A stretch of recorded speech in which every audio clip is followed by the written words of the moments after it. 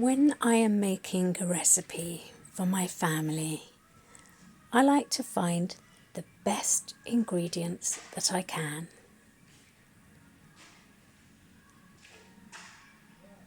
Dead flesh, dead flesh, dead flesh. Looking for the morgue section. In German it's called Fleisch. Flesh. What do they call it here? Oh yes, meat. Bits of packaged animal flesh.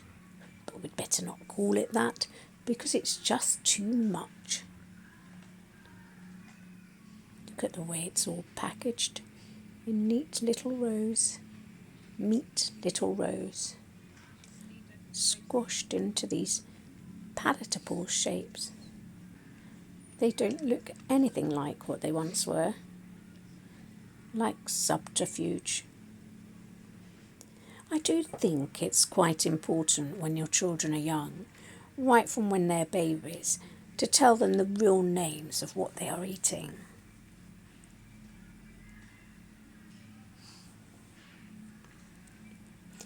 Have them come to the supermarket with you and point out, yes, this is cat. Yes, this is dog. This is hamster, or whatever flesh it is. And make sure they understand it was a living creature and that they were reared specifically for us to consume. I think out of the choice of cat or dog, I prefer to serve up cat in a stir-fry, which is what I'll be making today. I think cats are cleaner creatures than dogs for a start, and also they are a bit standoffish, which makes it all the more justifiable to eat them. I don't know if you realise that cat sliced thinly has an extra special flavour. Hard to define. I want to say it tastes a little like hamster, but there's more of it. I do think there is a difference in the quality of cat flesh that you can buy. For instance, I always try to make sure I buy fish-fed cat. One reason for this is you can be sure it's had a happier life eating fish, and the quality of the flesh is more tender. It's also important to make sure you can find a female cat rather than a male cat to serve up, as it is going to be tastier and the flesh usually less damaged than that of the cat that is a male. A male is more likely to have been involved in street fights.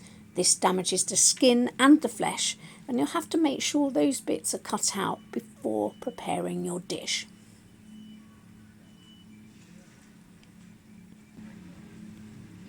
Oh no, that is disgusting.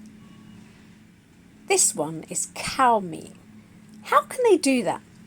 I'd never eat cow. That's disgusting.